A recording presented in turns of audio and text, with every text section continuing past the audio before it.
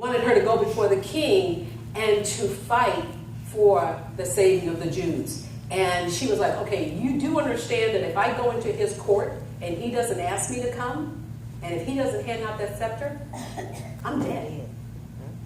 And he's like, you know what? If you don't, you're going to die anyway because you're a Jew.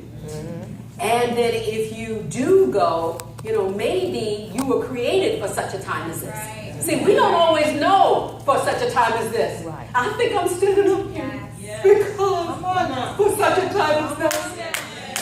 And you got such a time as this in your life coming too. Are you getting ready for it? And so he reminded her that this affected her and that if she didn't go, she could die and her entire family. But God would raise up somebody else to save the Jewish people. Why? He had faith. He had faith to know God would deliver. So Mordecai said that, you got to do what you got to do, basically left it up to her. And so she said, okay, then fine.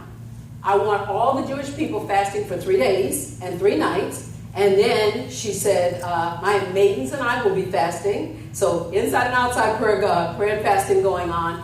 And then I'll go before the king. And if he doesn't put out the scepter, if I perish, I perish. Now, how many of us have that guts that when God calls us to do something, we go, you know what? I'm afraid. I'm really afraid. But I'm going to go. And if I perish, I perish. Yes. But what a way to go, right?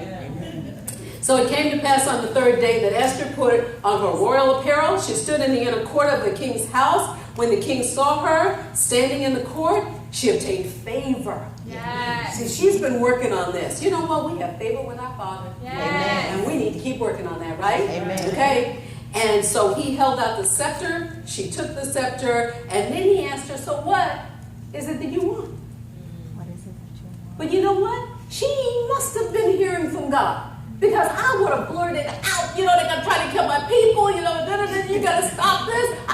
But she didn't do that. No. She invited him to a banquet with Haman. They're not nice guy, right? And so, what's up with that? And then the second banquet, the king says, okay, so what is it you want? And she's like, okay, I'll have another banquet. Come to that, you and Haman. So it's like, what is it with this banquet thing? It just doesn't. But I know God had to be talking because just before the second banquet, God shows up to the king and reminds him about Mordecai saving his life. And he's looking through the books going, whatever happened to Mordecai? Did any blessings happen to him? No. Oh, we need to bless him. And so he wakes up and he talks to Haman and says, well, what would you do for somebody that, did all these great things for the king and was never blessed? Oh, he's thinking it's him. Right. So he wants to put him on his great horse and ride him around with the king's stuff and, just, sing his praises and stuff. And so then the king tells him, well, go ahead and do that for Mordecai. So he had to go for Mordecai. Yes. He's mad with Mordecai because Mordecai will not bow down and worship him. And he won't do it because he's a Jew, because he doesn't bow down and worship anybody that's not God. Yes. Ladies, we don't bow down to anybody that is not our God. Amen.